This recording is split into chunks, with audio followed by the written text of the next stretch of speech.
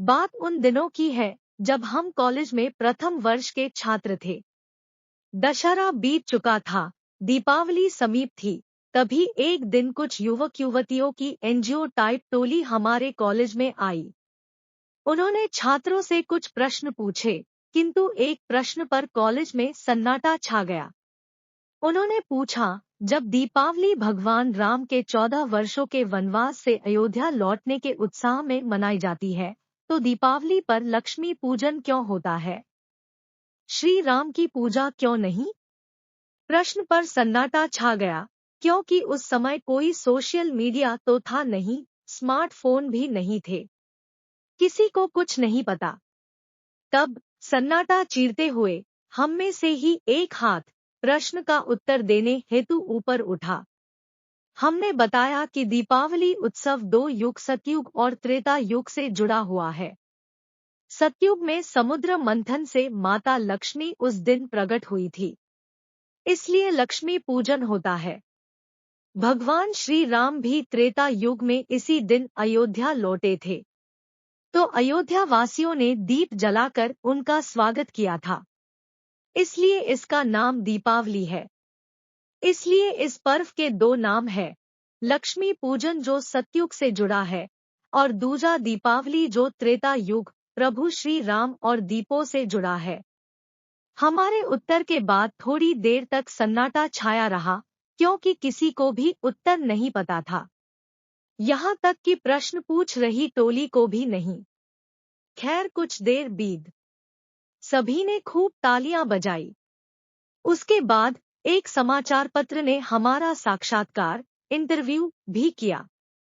उस समय समाचार पत्र का साक्षात्कार करना बहुत बड़ी बात हुआ करती थी। बाद में पता चला कि वो टोली हर कॉलेज में जाकर युवाओं के मस्तिष्क में यह बात डाल रही थी कि लक्ष्मी पूजन का औचित्य क्या है, जब दीपावली श्री राम से जुड़ी है। कुल मिलाकर वह छात्रों का ब्रेन वॉश कर रही थी। लेकिन हमारे उत्तर के बाद वह टोली गायब हो गई। एक और प्रश्न भी था कि लक्ष्मी और श्री गणेश का आपस में क्या रिश्ता है, और दीपावली पर इन दोनों की पूजा क्यों होती है? सही उत्तर है किस्सी स्माइली। लक्ष्मी जी जब सागर मंथन में मिली और भगवान विष्णु से विवाह किया, तो उन्हें सृष्टि की धन और ऐश्वर्य की देवी बनाया गया। तो उन्होंने धन को बांटने के लिए मैनेजर कुबेर को बनाया।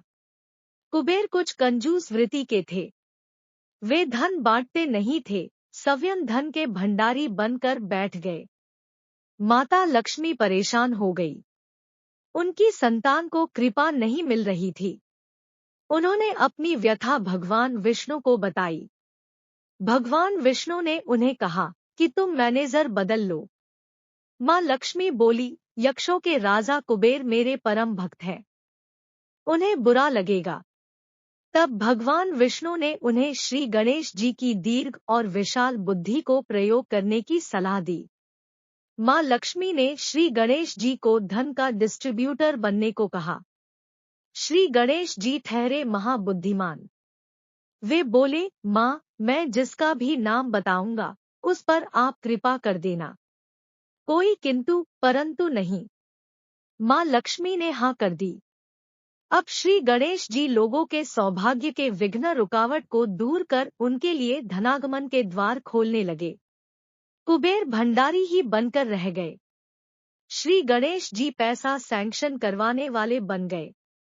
गणेश जी की दरियादिली देख माँ लक्ष्मी ने अपने मानस पुत्र श्री गणेश को आशीर्वाद दिया कि जहाँ वे अपने पति नारायण के संग ना हो, वहाँ उनका पुत्रवत गणेश उनके साथ रहें। दीपावली आती है कार्तिक अमावस्या को। भगवान विष्णु उस समय योगनिद्रा में होते हैं। वे जागते हैं 11 दिन बाद देव उठावनी एकादशी को। माँ लक्ष्मी को पृथ्वी भ्रमण करने आना होता है। शरद पूर्णिमा से दिवाली के बीच के 15 दिनों में तो वे संग ले आती हैं श्री गणेश जी को। इसलिए दीपावली को लक्ष्मी गणेश की पूजा होती है। यह कैसी विडंबना है कि देश और हिंदुओं के सबसे बड़े त्योहार का पाठ्यक्रम में कोई विस्तृत वर्णन नहीं है, और जो वर्णन है वह अधूरा है। इस लेख को पढ़कर स्वयं भी लाभान्वित हो, अपनी अगली पीढ़ी को बताएं और दूसरों के साथ साझा करना ना भूलें।